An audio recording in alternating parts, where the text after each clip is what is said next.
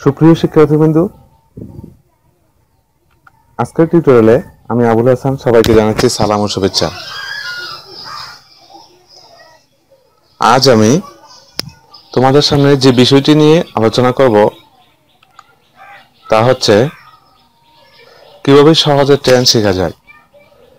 Tense শেখার গুরুত্ব যে কত বেশি তা সবাই মোটামুটি জানো, তাই আমি এর গুরুত্ব নিয়ে আলোচনা করলাম না।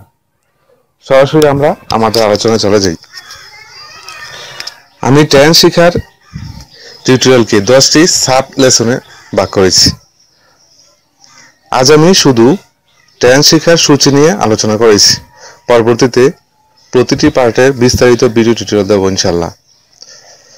সবাইকে আমার টিউটোরিয়ালগুলো দেখার জন্য আমন্ত্রণ রইল। তো চলুন সূচিতে কি কি আছে দেখে নিই।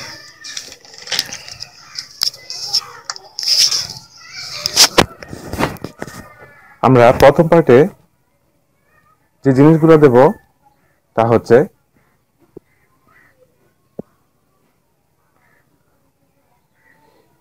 Indicating tense in English sentences, অর্থাৎ ইংরেজি সেন্টেন্সে কিভাবে টেন্স ধরতে হয়। For example, he is going to school, এই সেন্টেন্সটা কোন tense? Another example, I was doing it, এই যে আই ওয়াজ ডুইং ইট এই সেন্টেন্সটা কোন টেন্সের মধ্যে পড়ছে?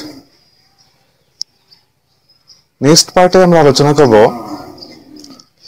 Indicating tense in Bengali sentences, অর্থাৎ বাংলা সেন্টেন্সে কিভাবে টেন্স ধরতে হয়।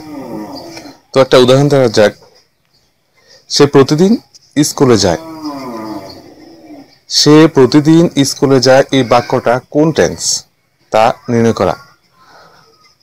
আরেকটা উদাহরণ দেওয়া যাক, আমি একটি মোবাইল কিনলাম, এই বাক্যটা কোন টেন্স? এই টেন্স ধরা নিয়ে এই লেসনে আমরা আলোচনা করব।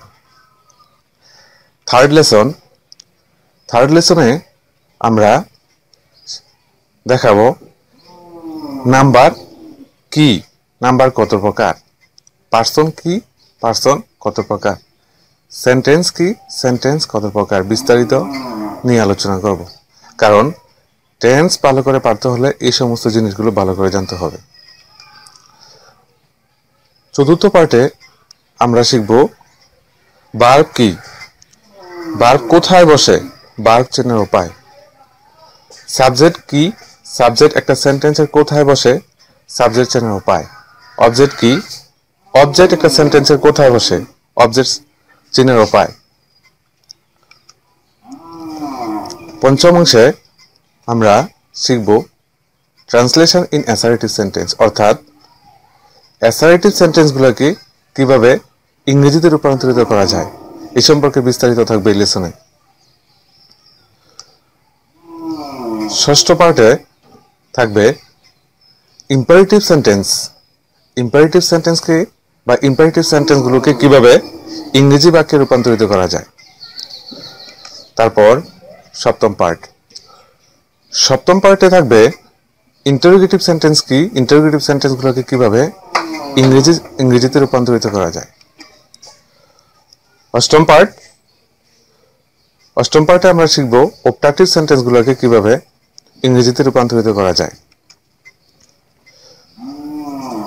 নবম পার্টে আমরা শিখব এক্সক্লামেটরি সেন্টেন্সগুলোকে কিভাবে ইংরেজিতে রূপান্তরিত করা যায়। দশম পার্ট, এ পর্যন্ত যা শিখলাম সবগুলো মিলিয়ে প্র্যাকটিস সেশন তৈরি করব, বুঝিয়ে ভালো করে বুঝিয়ে তার সলিউশন দেব। আজ এ পর্যন্তই, আগামী পর্বে আবার কথা হবে। সবার জন্য শুভকামনা রইল।